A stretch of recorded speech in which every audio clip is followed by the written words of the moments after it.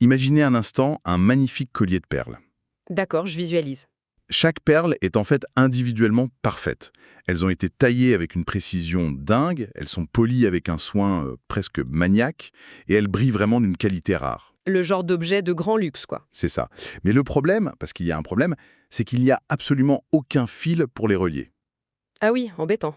Donc on se retrouve simplement avec une poignée de perles éparpillées sur une table. Elles roulent dans tous les sens de manière un peu chaotique. C'est tout de suite moins portable. Totalement inutilisable en tant que parure. Prise séparément, la matière est sublime, mais l'expérience globale est cassée.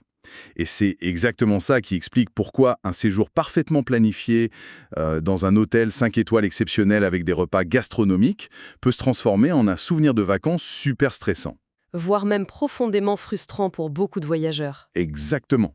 Et notre mission pour cette plongée analytique aujourd'hui, c'est de résoudre ce mystère, ce paradoxe du voyageur moderne. On va s'appuyer sur les travaux fascinants de Wavdi Benyaya. Oui, le fondateur de City Inside et de la Diafa Academy. Voilà. Et à travers ces analyses, on va décrypter pourquoi l'industrie mondiale du tourisme, depuis des décennies, a investi des milliards dans les perles, en oubliant complètement de fabriquer le fil. Et le pire, c'est que cette omission du fil conducteur, c'est pas un simple oubli accidentel. C'est carrément le résultat d'un modèle économique tout entier qui s'est structuré autour d'une obsession, l'obsession du visible. L'obsession du visible, c'est-à-dire... Eh bien, le tourisme s'est trompé de cible pendant des décennies, en se concentrant uniquement sur la vitrine. Le matériel source qu'on explore aujourd'hui offre une déconstruction vraiment clinique de ça. L'industrie a systématiquement concentré ses ressources sur les infrastructures matérielles délimitées. Donc, l'intérieur luxueux d'un établissement, par exemple, C'est ça, ou l'enceinte hyper sécurisée d'un complexe balnéaire, le périmètre payant d'un grand musée. Dans ces endroits, l'attention est captive, elle est contrôlée et optimisée à l'extrême. Mais aujourd'hui, on va explorer ce qui se passe entre ces vitrines. bon, décortiquons tout ça. Cette focalisation historique sur les murs, sur les bâtiments, au final, ça répond à une logique purement comptable, non? Ah bah totalement. C'est une logique administrative. Les décideurs publics, ou même les investisseurs privés d'ailleurs, ils ont besoin de métriques tangibles. Pour justifier les budgets. Exactement. Un lit d'hôtel supplémentaire, ça se chiffre facilement. Un ticket d'entrée de musée qui est scanné à l'entrée, hop, ça rentre directement dans un tableau de bord. C'est du concret, du béton, du capital fixe, quoi. C'est très rassurant comme vision. On peut inaugurer un bâtiment, couper un ruban rouge et annoncer fièrement qu'on a augmenté la capacité d'accueil du territoire de 20%. Alors que mesurer le sentiment de fluidité ou le confort psychologique d'un gars qui traverse une rue animée, c'est tout de suite plus compliqué à mettre dans un fichier Excel. C'est même impossible. Mais le danger de cette approche strictement quantitative, comme le soulignent bien les textes de l'Académie, c'est qu'on confond la capacité de stockage avec la qualité de l'expérience. L'industrie raisonne encore beaucoup en mode logistique, en fait. Oui, comment acheminer un individu d'un point A à un point B, et surtout comment maximiser la rentabilité une fois qu'il est au point B. Ça me fait penser à une analogie avec le monde de la tech, du design technologique. Ah oui, Ouais, c'est un peu comme si une équipe de développeurs concevait une application mobile avec une interface utilisateur visuellement époustouflante. le truc parfait visuellement. Voilà, ils engagent les meilleurs illustrateurs, ils créent des pages d'accueil sublimes, des animations superbes, mais au moment du lancement, on réalise qu'ils ont pensé à aucune architecture de navigation. Il n'y a pas de bouton. C'est ça, ça. Il n'y a pas de bouton fonctionnel pour passer d'une page à l'autre, pas de menu clair, aucune barre de recherche. L'utilisateur est ébloui par la première page, puis il se retrouve totalement bloqué. Il peut rien faire d'autre. Et les territoires touristiques font exactement la même chose. Des millions sont investis pour créer ces points d'arrêt statiques et photogéniques. Les fameuses vitrines. Ouais, mais la notion de mouvement, le flux entre ces points, c'est totalement laissé au hasard. Ce qui est fascinant ici, c'est que cette lecture est devenue aujourd'hui largement insuffisante. Attirer, séduire, faire venir avec des campagnes marketing ultra ciblées, ça suffit plus. Remplir les hôtels, c'est qu'une infime partie du sujet. C'est le strict minimum syndical maintenant. La compétition mondiale est tellement féroce que la qualité de la vitrine, c'est juste un standard de base.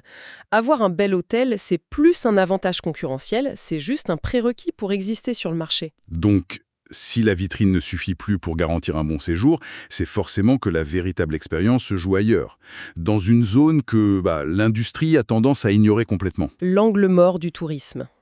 Ce fameux espace interstitiel de la ville. C'est là que ça devient vraiment intéressant. Ce qui se passe une fois que le voyageur franchit la porte vitrée de son super hôtel. C'est une rupture brutale, selon Wajdi Ben Yahya. À l'intérieur, le visiteur évolue dans un écosystème hyper contrôlé. Climatisé, personnel aux petits soins. Les codes sont standardisés à l'international. Mais dès qu'il pose le pied sur le trottoir, paf, le cocon éclate.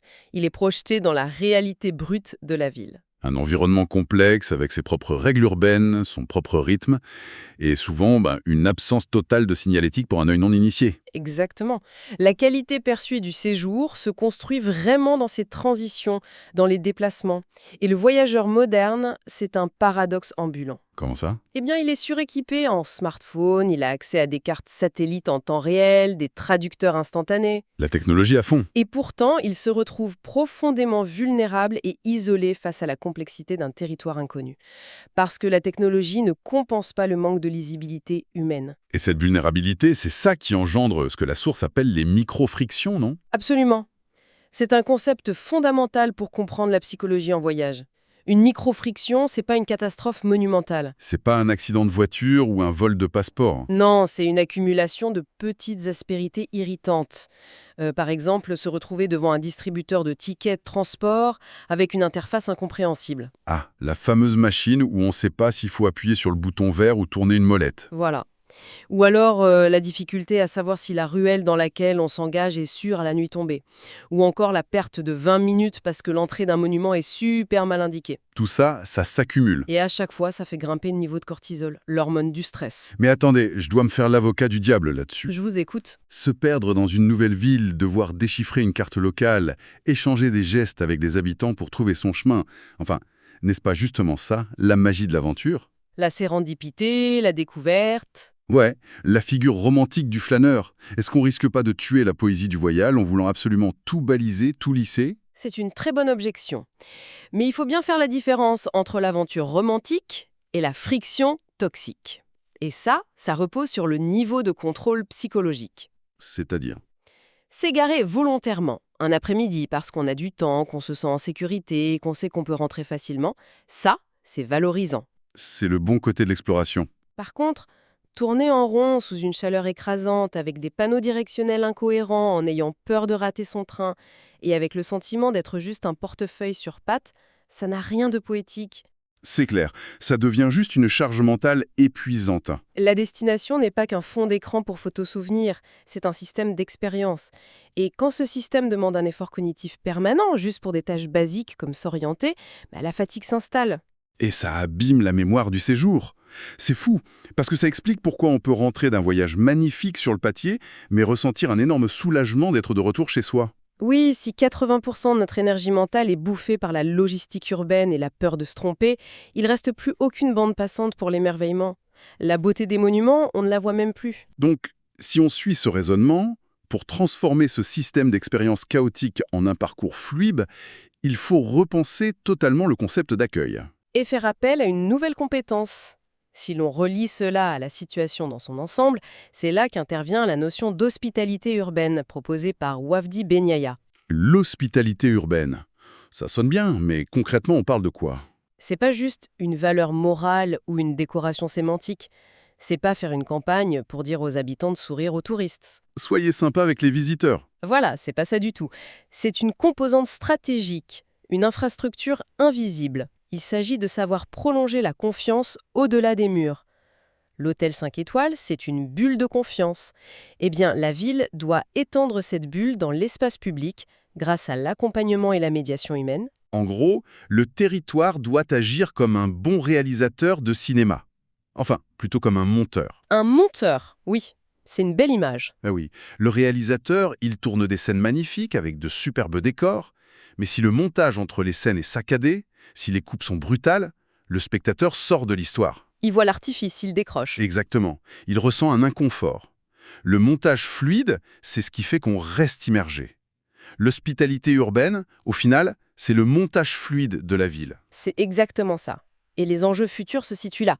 Les problèmes touristiques majeurs de demain, ils seront pas spectaculaires. Ce sera pas l'effondrement d'un monument. ce sera plus diffus. Oui, des embouteillages cognitifs, des quartiers devenus illisibles, un manque d'empathie institutionnelle, les destinations qui gagneront demain, ce sont celles qui investiront dans cette infrastructure invisible, cette qualité relationnelle, pas seulement dans le béton.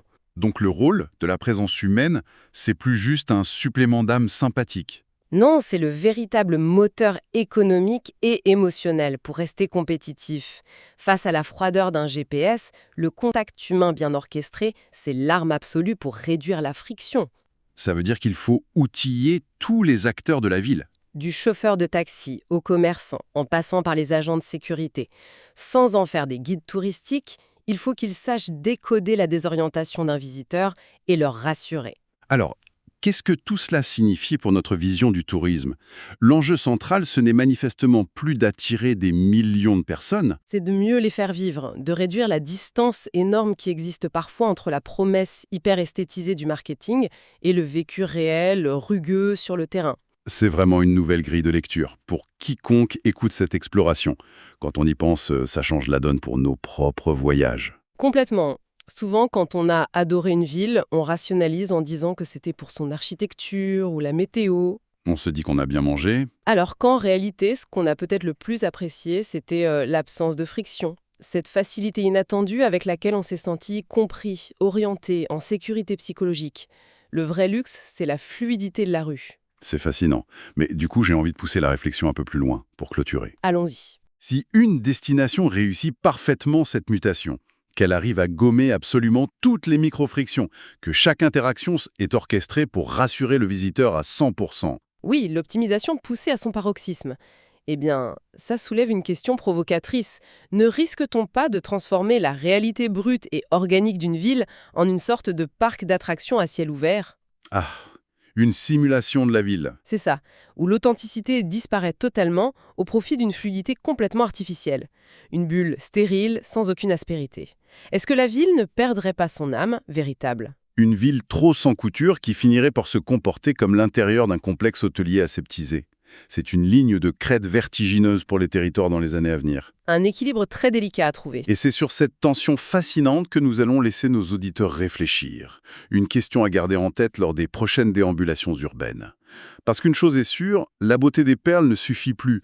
Tout l'art réside désormais dans la fabrication de ce fil invisible. Au prochain épisode, nous aborderons le concept même de l'agent d'accueil et d'hospitalité urbaine et l'impact direct de cette nouvelle fonction dans l'écosystème touristique marocain et les bénéfices socio-économiques.